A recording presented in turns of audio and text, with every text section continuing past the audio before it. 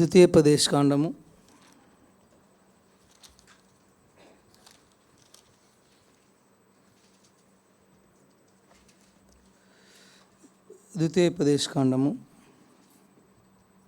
6వ అధ్యాయం. ద్వితీయోపదేశకాండము 6వ అధ్యాయం 19వ వచనం. అందరు కలిసి గట్టిగా మన భాగాలు చదువుకుందాం. డియోట్రనమీ 6:19. యెహోవా చెప్పిన ప్రకారము నీ పితరులతో ప్రమాణం చేసిన ఆ మంచి దేశంలో నీవు ప్రవేశించి దాన్ని స్వాధీనపరచుకున్నట్లును నీవు యెహోవా దృష్టికి యథార్థమైనది ఉత్తమమైనది నీవు చేయవలను. మరోసారి చదువుదాం గట్టిగా. యెహోవా చెప్పిన ప్రకారము నీ పితరులతో ప్రమాణం చేసిన మంచి దేశంలో నీవు ప్రవేశించి దాన్ని స్వాధీనపరచుకున్నట్లును నీవు యెహోవా దృష్టికి యథార్థమైనది ఉత్తమమైనది చేయవలెను. సహాయం కొరకే ప్రార్థన చేసుకుందాం.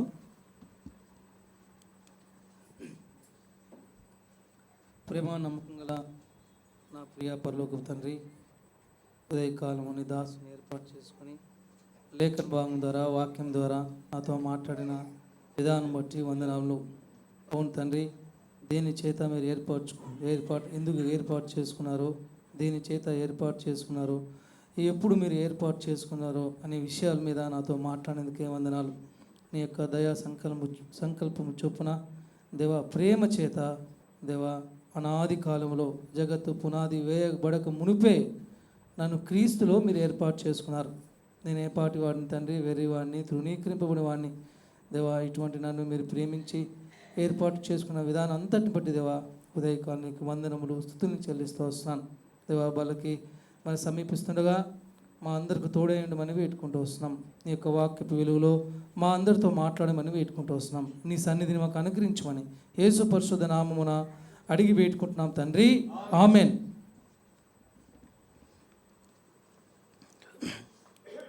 ప్రియ స్నేహితుడా,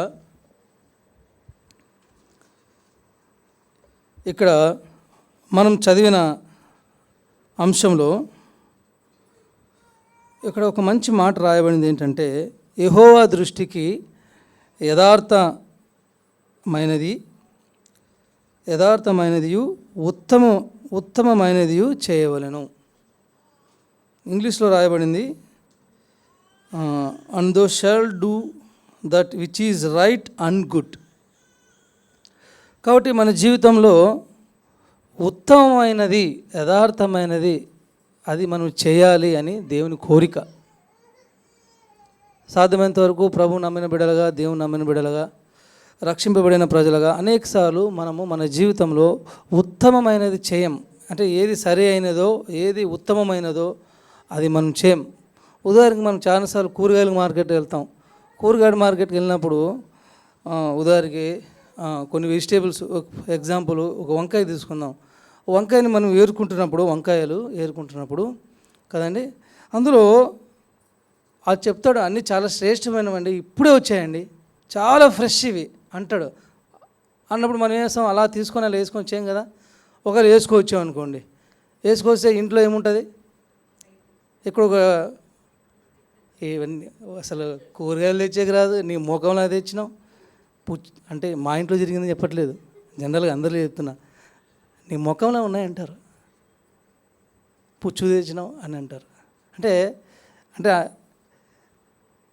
వాడు శ్రేష్టమైనవని చెప్పినా కూరగాయల మార్కెట్లో మనం వెళ్ళి మంచివి మనం ఏరుకుంటాం. ఉన్నతమైన వంకాయలు, మంచి వంకాయలు ఏరుకుంటాం. వంకాయలే కదా మిగతావి కూడా. అలాగా మన జీవితంలో, మన బ్రతుకులో మనం ఉన్నతమైనవి ఎన్నుకోవాలి. ప్రభు అదే అంటున్నాడు, మీరు ఏం చేయాలండి, ఒకరు చదవండి అన్నమాట.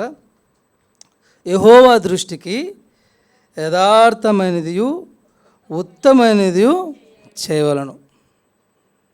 మన దేవుని దృష్టికి ఉన్నతమైనది మనం చేయాలి. చాలాసార్లు మన జీవితంలో ఉన్నతమైనది చేయం, ఎన్నుకోం కదా. రేపు ఎలక్షన్ కదా, మనకు ఎలక్షన్కి మనం వెళ్ళినప్పుడు మనం ఎన్నుకుంటాం ఒక నాయకుడిని, ఆయన మనకు ఇష్టం. ఓకే, ఉన్న వాటిలో ఇంతమందిలో ఈయన మంచోడు, లేదు ఈయన కరెక్ట్ అని మనము ఆయనకి ఓటు వేస్తాం. మనకు కూడా క్రైస్తవులుగా ప్రతి ఆదివారం పరీక్షే. వాళ్ళకి 5 సంవత్సరాలు పరీక్ష, ప్రతి ఆదివారము మనకి పరీక్షే. Every Sunday. ఇంకో మాట చెప్పాలంటే ప్రతి క్షణము పరీక్షే. ప్రతి క్షణము ప్రతి నిమిషము మనం పరీక్షించుకోవాల్సిందే. ప్రతి ఆదివారం బల దగ్గరకు వచ్చి మనం చేసిన తప్పులన్నింటినీ దేవుని దగ్గర ఒప్పుకొని క్షమాపణ పొంది ప్రభు బలలో పాలు పొందాలి. చాలామంది ఎలా ఉంటారంటే ప్రభు బలలో పాలు పొందుతారు, ఏదో నామకార్థముగా పొందుతారు. అది వాళ్ళకి ఎట్లా ఉందంటే అలవాటుగా ఉంది. ప్రభు అలా అనట్లేదు. మనం ఎప్పుడు కూడా అలవాటుగా ఇది చేయకూడదు. సరే రండి, మనము ఈరోజు ఉత్తమమైనవి కొన్ని ఎన్నుకుందాం. మన జీవితంలో ఉత్తమమైనవి ఏమిటివో చూద్దాం. చూడండి, ఒక మంచి మాట రాబడి ఉంటుంది. 52:9 కీర్తన చదవండి. 52:9 52:9 కీర్తన. నీవు నన్ను నీ నామము అదేనా చదవండి.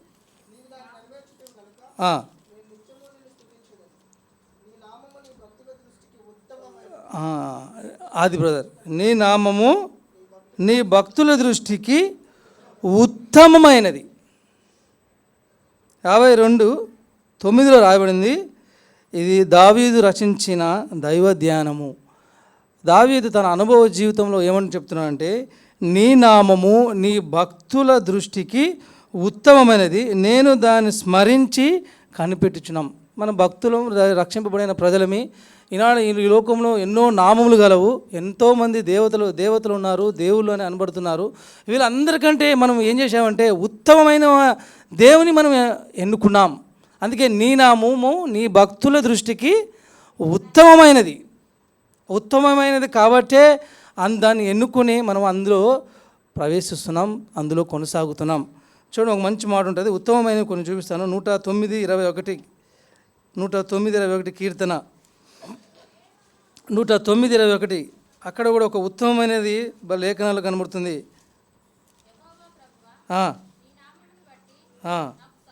109:21 సిస్టర్. అదే చదవండి సిస్టర్. యెహోవా నా ప్రభువా, నీ నామమును బట్టి నాకు సహాయం చేయము, నీ కృప ఉత్తమమైనది. కాబట్టి దేవుని కృప అంట ఏంటండి? ఉత్తమమైనది. కాబట్టి మన జీవితంలో గ్రహించవలసిన ఏంటంటే నా ప్రియ స్నేహితుడా, ఉత్తమమైన ఆయన నామము ఉత్తమమైనది, ఆయన దేవుని నామము ఉత్తమమైనది, అలాగే ఆయన కృప కూడా ఉత్తమమైనది. ఆయన కృప గురించి బైబిల్లో అనేకమైన నిర్వచనాలు ఉన్నాయి, అనేకమైన అర్థాలు ఉన్నాయి. దేనికి మనము పాత్రము కామో దానికి పాత్రలుగా చేయడమే దేవుని కృప. ఆ విధంగానే హెబ్రీ గ్రంథకర్త ఒక మాట అంటాడు, చదవండి కృప గురించి ఒక మాట. హెబ్రీ 2:9 చూడండి. హెబ్రీ 2:9 అపోస్తలుడైన పౌలు హెబ్రీలో చూడండి. కృప అంటే ఏంటి? దేవుని కృప వలన ఆయన ప్రతి మనుషుని కొరకు చూశారండి, మరణము అనుభవించినట్లు. చాలు సిస్టర్, దేవుని కృప ఎటువంటిదంటే ఆయన ప్రతి మానవుని కొరకు మరణం అనుభవించాడు. అది కృప. ఆ కృప ఏమని రాయబడిందంటే 109:21 ఆయన కృప, నీ కృప ఉత్తమమైనది. ఉన్న వాటిలందరికంటే ఈ లేఖనంలో బైబిల్లో ఆయన కృప అంట ఉత్తమమైనది. అనేకసార్లు మన జీవితంలో మనం ఉత్తమమైనవి ఎంచుకోం, ఉత్తమము కానివి మనం ఎంచుకునేవారుగా ఉన్నాం. ఆయన కృప అంట ఎట్లాంటి కృప అంట? ఉత్తమమైనది. చూడు, సామెతలు 11వ అధ్యాయం, సామెతలు 11:23. సామెతలు 11.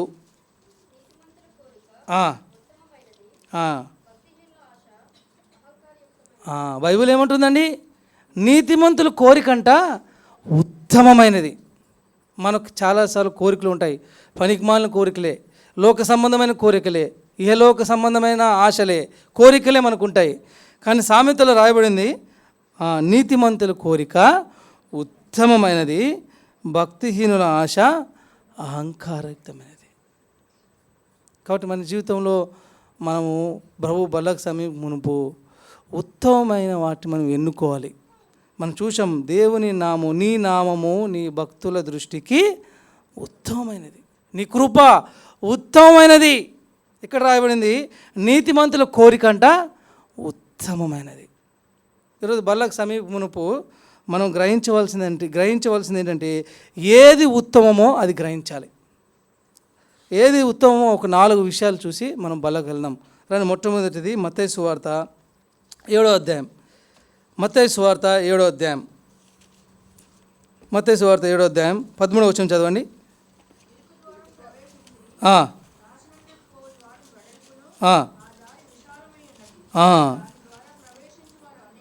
దాని ద్వారా ప్రవేశించువారు అనేకులు, జీవమునకు పో ద్వారము ఇరుకును. ప్రియ స్నేహితుడా, ప్రభు బల్లకు సమీపము మునుపు ఏది ఉత్తమమో గ్రహించు. ఏది ఉత్తమమో నీ జీవితంలో నువ్వు గ్రహించు. మొట్టమొదటిగా మనం గమనిస్తున్నాం, ఉత్తమమైనది ఏంటంటే ఇరుకు ద్వారమున ప్రవేశించుడి. ఇది ఉత్తమం, ఇది ఉత్తమమైనది, ఉత్తమమైన దారి. ఇరుకు ద్వారమున ప్రవేశించుడి, నాశనంకు పో ద్వారము వెడల్పు.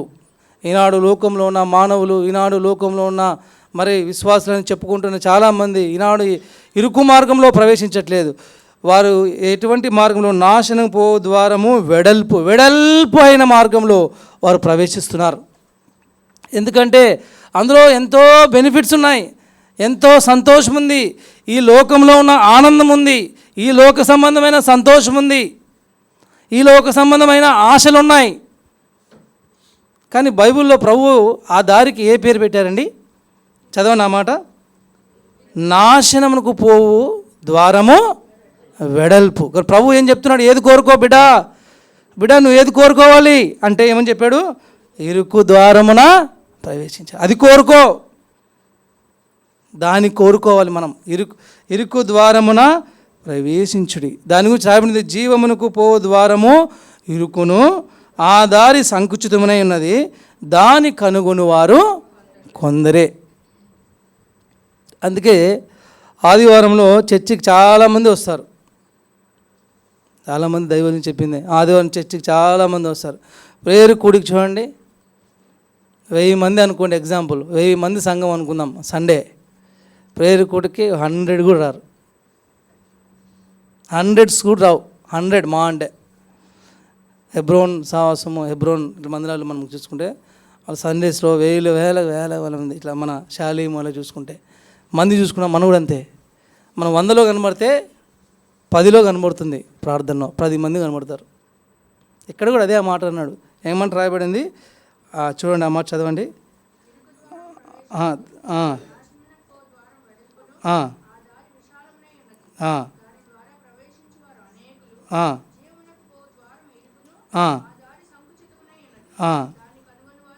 అక్కడే పట్టుకున్నాను. దాని కనుగొని వారు కొందరే.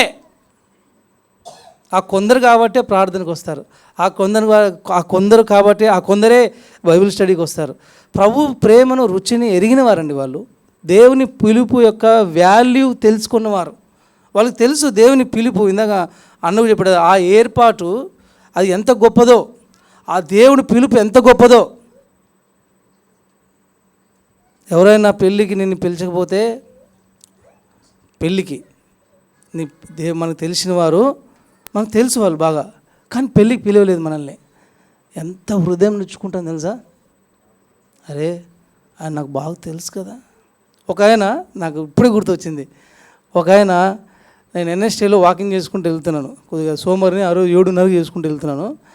మార్నింగ్ పూట ఎన్ఎస్టీలో 7:30, 8 మధ్యలో వాకింగ్ చేసుకుంటూ లేట్ అయింది. నేను రోడ్లో వెళ్తున్నప్పుడు సడన్గా ఒక క్రిస్టియన్ ఆయనకు సడన్గా కనపడినాడు. బ్రదర్ అన్నాడు అని చూసి.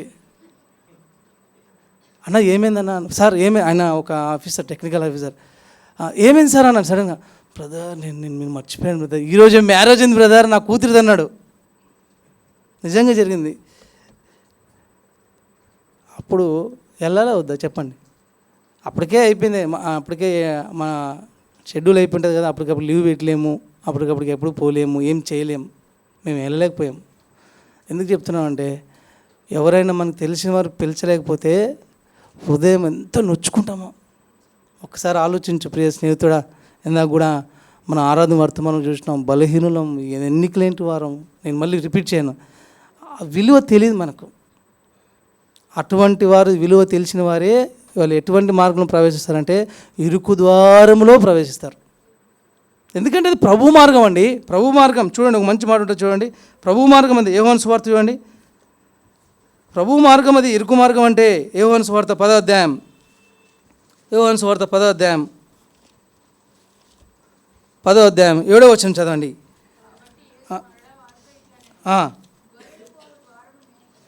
చదవండి సార్. అదే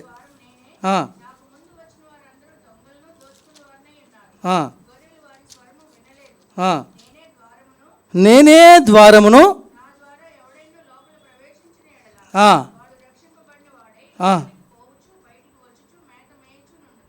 చూసారా?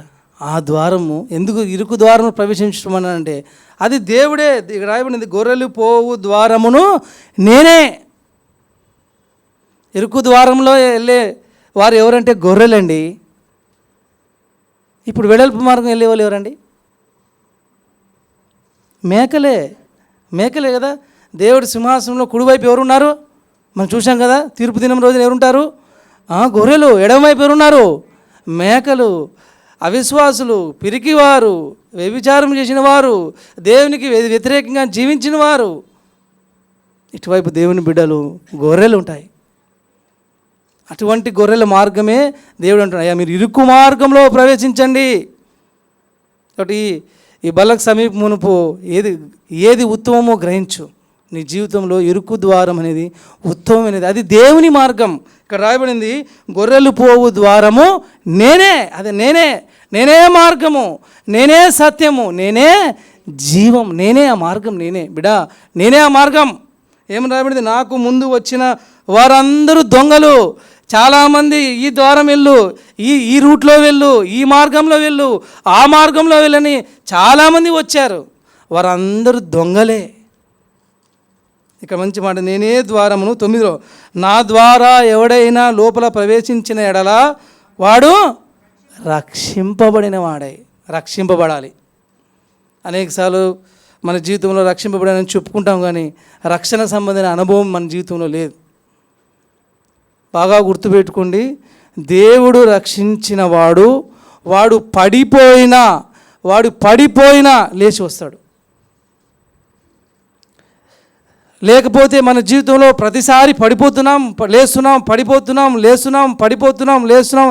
లేకుంటే దేవుని మందిరానికే రాలేకపోతున్నాడు అనుకో, ఆ విశ్వాసి వాని హృదయం గద్దించలేకపోతుందో ప్రతి విషయంలో దేవుని గద్దింపు తన హృదయంలో లేదంటే వాడు రక్షింపబడినాను అని అనుకున్నాడు అంతే. వాడు రక్షింపబడిన వ్యక్తి కాదు. రక్షింపబడిన వ్యక్తి దేవునికి దూరంగా ఉండలేడండి, ఎట్టి పరిస్థితిలో ఉండలేడు. వాడు పరిశుద్ధుడు, వాడు నీతిమంతుడు.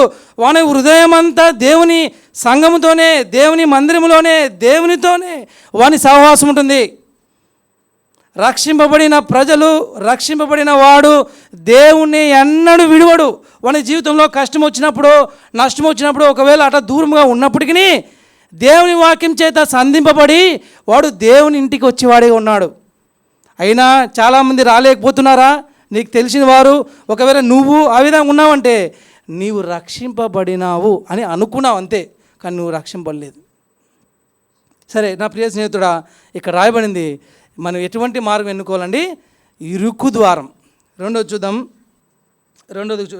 రండి. మత్తయి సువార్త 6. కాబట్టి ప్రభు బల్లకు సమీపంలో ఏది ఉత్తమమో గ్రహించు. మత్తయి సువార్త 6:20. మత్తయి సువార్త 6:20.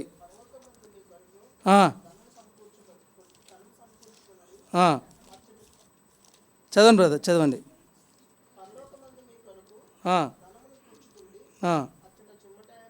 అచ్చట చిమ్మట అయినను తుప్పదను దాన్ని తినివేయదు, దొంగలు కన్నం వేసి దొంగలెదురు. 21 చదవండి బ్రదర్. నీ ధనం ఎక్కడుండునో అక్కడే నీ హృదయముండును. దేహమునకు దీపము కన్నే గనుక నీ కన్ను తేటగా ఉండినలా నీ దేహమంతయు వెలుగై ఉండును. 23 వద్దు, 24 చదువుదాం. 24 చదవండి.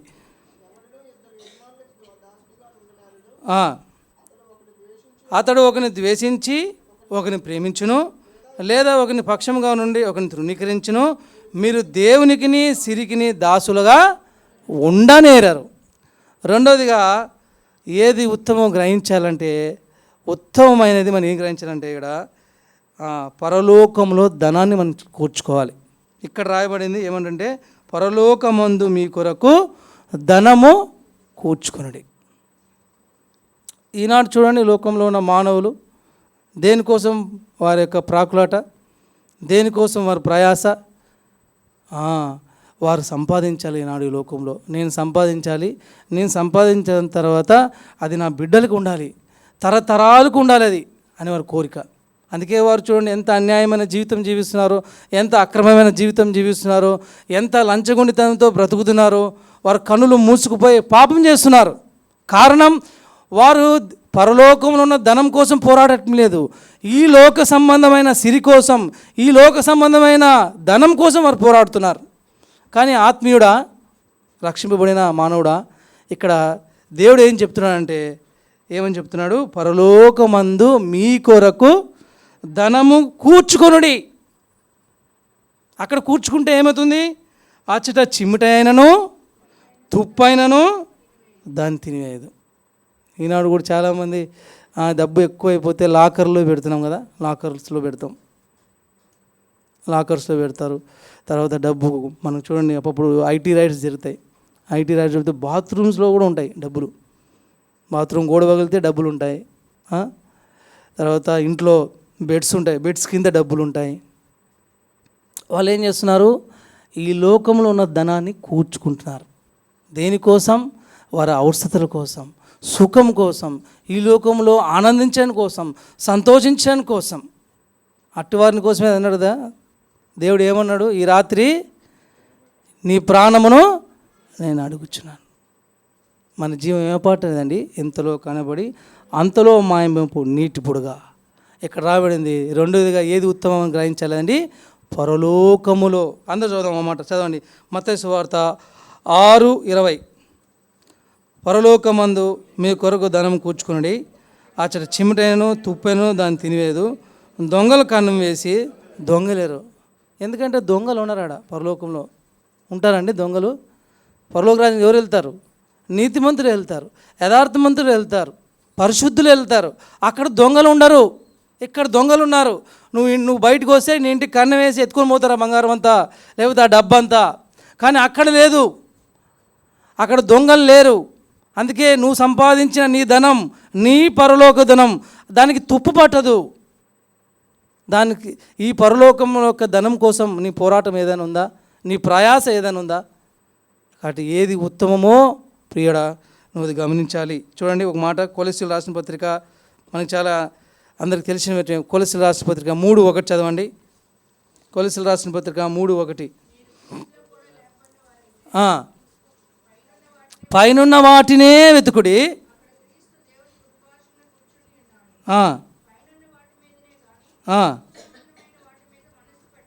అది అనేక సార్లు మన జీవితంలో భూ సంబంధమైన వాటి ఎందే మనం మనసు ఉంచుతున్నాం. తర్వాత 3 చూద్దామండి. 1 యోహాను తీయండి. 1 యోహాను 1:3.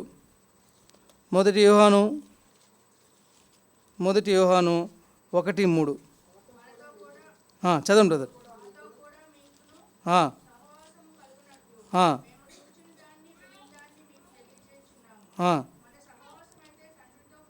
మన సహవాసం అయితే తండ్రితో కూడాను.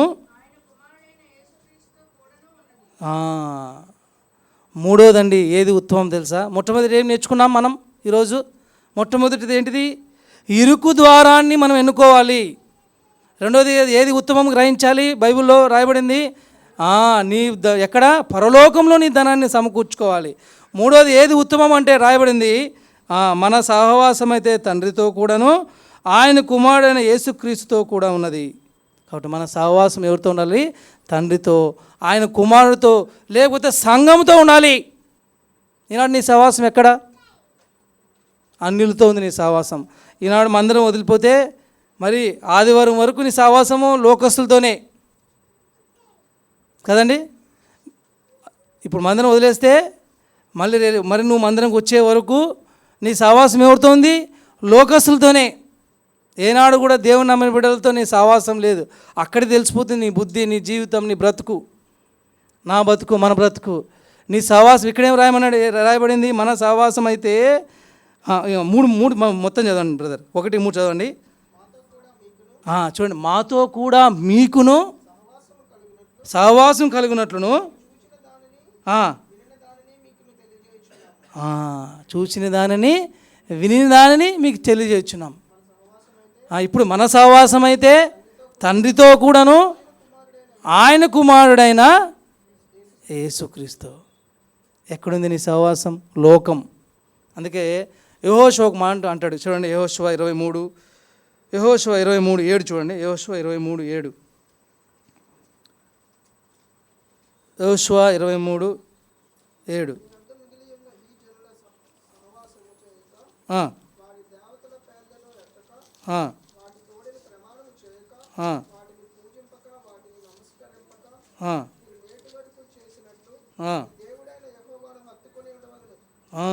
చూసారండి, ఇక్కడ రాయబడింది 23:7లో, మీ వద్ద మిగిలి ఉన్న ఈ జనుల సహవాసము చేయక. అంటే వాళ్ళ దగ్గర ఎవరున్నారు? జనాలు ఉన్నారు, పాడు చేసే జనాలు ఉన్నారు, అపవిత్రం చేసే జనాలు ఉన్నారు, లోకస్తులు ఉన్నారు అని చెప్తున్నాడు జాషువా. ఏమని చెప్తున్నాడు? మీ వద్ద మిగిలి ఉన్న ఈ జనుల సహవాసము చేయక, వారి దేవతల పేర్లను ఎత్తక, వాటి తోడని ప్రమాణం చేయక, వాటిని పూజింపక, వాటిని నమస్కరింపక. అనేకసార్లు మన జీవితంలో ఎలా ఉన్నామంటే, మన దగ్గర ఉన్నవారు ఎటువంటి వారు మనం ఎరగం. వారు లోకస్తుల, ఆత్మ సంబంధమైన వారా అనేకసార్లు ఎరగం. వారితో మన స్నేహం, అందుకే మన జీవితం పాడైపోయింది. అందుకే మనం దేవునికి దూరం అయిపోయినాం. దేవునితో మనకు సహవాసం లేదు. కారణం ఏంటంటే మనం లోకస్తులతో కలిసిపోయాం. అందుకే ఒక మాట అంటారు చూడండి, ఇక్కడే, మీ యొద్ద మిగిలిన జనుల సహవాసం చేయక, వారి దేవతల పేర్లను ఎత్తక. ఎందుకు మన జీవితంలో ఇంత నష్టాన్ని మనం తెచ్చుకుంటున్నామంటే లోకస్తులతో కలిసిపోయాం. చూడ, ఒక మంచి మాట ఉంటుంది, 106:35 కీర్తన తీయండి. 106:35 106:35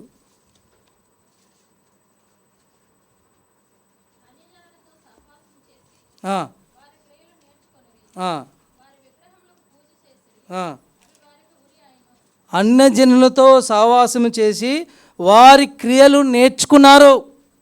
ఈనాడు క్రైస్తవ సమాజం చూడండి, అన్యజనుల కంటే ఘోరంగా ఉన్నారు. నిజం చెప్తున్నానండి, అన్యజనుల కంటే ఘోరంగా ఉన్నారు ఈనాడు క్రైస్తవ సమాజం. చాలా విచారకరమైన సంగతి ఏంటంటే, వారి జీవిత వైఖరి చూస్తే, వారి డ్రెస్ సెన్స్ చూస్తే, వారి మాట చూస్తే చాలా బాధ అవుతుందండి. చాలా హృదయం వేదన అవుతుంది. కానీ వారు క్రైస్తవులు. దానికి కారణం ఇదే, అన్యజనులతో సహవాసం చేసి, ఇప్పుడు చదవండి, వారి క్రియలు నేర్చుకున్నారు. వారి క్రియలు నేర్చుకున్నారు. ప్రభు అంటున్నాడు అందుకే, అయ్యా నీ సహవాసం తండ్రితో ఉండాలి, నీ సహవాసం కుమారుడితో ఉండాలి, నీ సహవాసం సంఘంతో ఉండాలి. చూడు, అందుకే కొంతమంది సంఘంలో చాలా ఉన్నతమైన వారు, చాలా ఆత్మీయులు, నీతిమంతులు, గమనించండి, చాలా ఆత్మీయులు, నీతిమంతులు వారి సహవాసము దేవుని నమ్మిన బిడ్డలతోనే ఉంటుంది. వేరే వాళ్ళని కొట్టండి, వేరే వాళ్ళని ద్వేషించండి, వేరే వాళ్ళతో మూతి తిప్పుకొని పోండి అని అనట్లేదు. ప్రియ స్నేహితుడా, ఆదివారం వదిలితే మరి ఆదివారం వరకు నీకు సంఘంతోనూ, దేవునితోనూ, దేనితో నీ సహవాసం ఉండదు. నువ్వేం విశ్వాసివి, నువ్వేం రక్షింపబడిన బిడ్డవి, నువ్వు బల్ల ఎందుకు? నీకు బల్ల ఎందుకు? బల్ల తీసుకుంటే పరలోకానికి వెళ్తావు అని ఎవరు చెప్పారు నీకు? అంతే. వారి మాట నమ్మేవి తీసుకున్నావు. వాళ్ళు చాలా చెప్పారు, నీకు అదొక్కటే వినబడింది అంతే. నీ సహవాసం ఎక్కడుంది? నీ సహవాసం ఎక్కడ? ఎంత మంచి మాట రాయబడిందంటే, ఆ మాట చదవండి బ్రదర్ మరొకసారి. అన్యజనులతో సహవాసం చేసి వారి క్రియలు నేర్చుకున్నారు. నేర్చుకోలేదా నువ్వు వారి క్రియల్ని? వారి క్రియలు నువ్వు పాటించట్లేదా?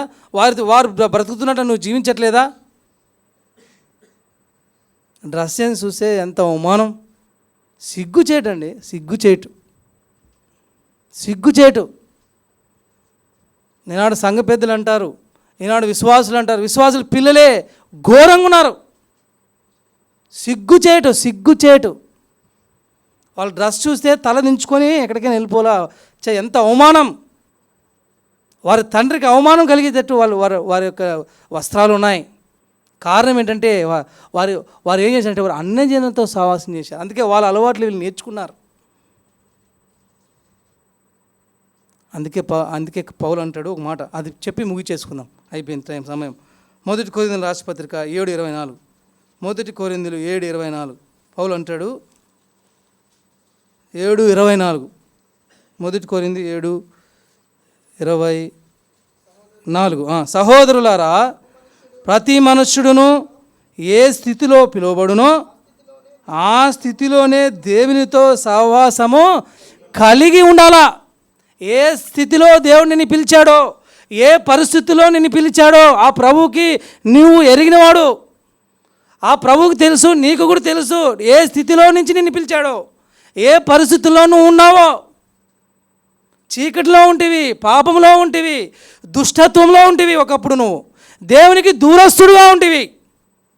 అందుకే అన్నాడు, ఏ స్థితిలో రాయబడింది, సహోదరులారా ప్రతి మనుషుడు ఏ స్థితిలో పిలువబడునో ఆ స్థితిలోనే దేవునితో సహవాసం కలిగి ఉండాలి. జక్కయ్య ఉన్నాడండి. జక్కయ్య కూడా ఏం కోరుకున్నాడంటే రక్షణను కోరుకున్నాడు. చూడండి, ఆయన ఈరోజు మన అంశం ఏంటంటే ఏది ఉత్తమమో అది గ్రహించాల. జక్కయ్య తన దగ్గర ఉన్నదంతా కూడా ఇచ్చేశాడు. తను ఎంతైతే తీసుకున్నాడో అక్రమంగా అది ఇచ్చేసాడండి. ఇప్పుడు జక్కయ్య ఏం కోరుకున్నాడు? రక్షణను కోరుకున్నాడు. సొలొమోను దగ్గరికి వద్దాం. దేవుడు అడిగి, అయ్యా సొలొమోను, ఏం కావాలి నీకు అంటే, అయ్యా దేవా, ఈ ప్రజల్ని పాలించడానికి నాకు ఏం కావాలంటే జ్ఞానం కావాలి దేవా. అది ఎన్ని ఉత్తమమైనది ఎన్నుకున్నాడు. కాబట్టి మన జీవితంలో మనం ఏది కోరుకుంటున్నాం? మోషే దగ్గరికి వెళ్తే, మోషే నీకేం కావాలంటే ఆయన అన్నాడు, అయ్యా ఐగుప్తు ధనం కంటే నాకు నింద చాలయ్యా, నింద కావాలి, నాకు నిందైనా పర్లేదు, నాకు ఐగుప్తు ధనం వద్దు. మోషే అన్నాడండి. ప్రియ స్నేహితుడా, ఇంకొకరు చూద్దాము, మరియా చదువుదాం. అదొక మాట చూద్దాం. మరియా చూడండి, మరియా 10:42. లూకా 10:22. లూకా 10:22. 41 చదవండి.